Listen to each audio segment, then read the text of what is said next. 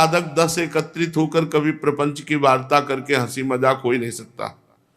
भजन में रुचि नहीं, अंतर्मुखता नहीं, तो बहिर्मुखता में होता रहता है।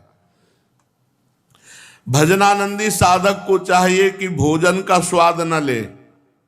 भाई हमें मुक्त होना है ना, तो यही तो बंधन है। इंद्रियों का सुख लेने की लालसा रखना, यही भगवत प्राप्ति में बाधा है।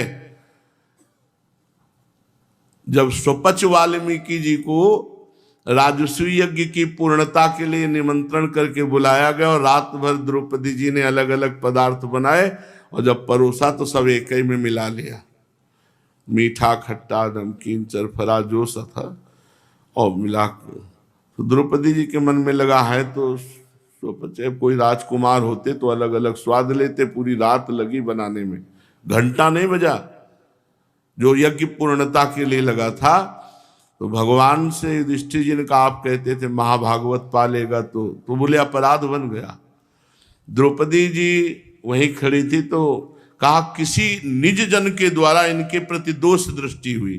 तो द्रौपदी जी ने कहा, प्रभु अगर दोष दृष्टि तो मेरी हुई है, क्योंकि रात भर हमने अलग अलग प्रकार के व्यंजन और भोजन सब बनाए और ये एक ही में मिला के सब पा लिए।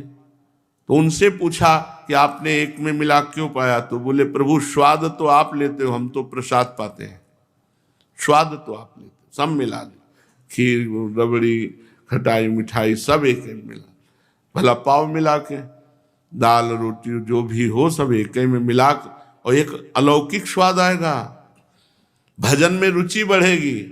तो इसलिए बाबा कह रहे हैं, पहली बात तो भजनानंदी को मौन, आडंबर वाला नहीं, सही वाला मौन रहना चाहिए। वाणी से मिथ्या भाषण, व्यर्थ भाषण ये छोड़ देने चाहिए। दूसरा बात, इसमें दो इंद्रियां, एक वाक्य इंद्री बोलना, एक रस इंद्री। रसास्वाद के लोभ से भोजन नहीं करना चाहिए। सतोगुणी भोजन पाने पर भी तमोगुण हो जाएगा अगर स्वाद लेकर भोजन पाया जाए। रसेंद्री वशीभूत ना होने पर जने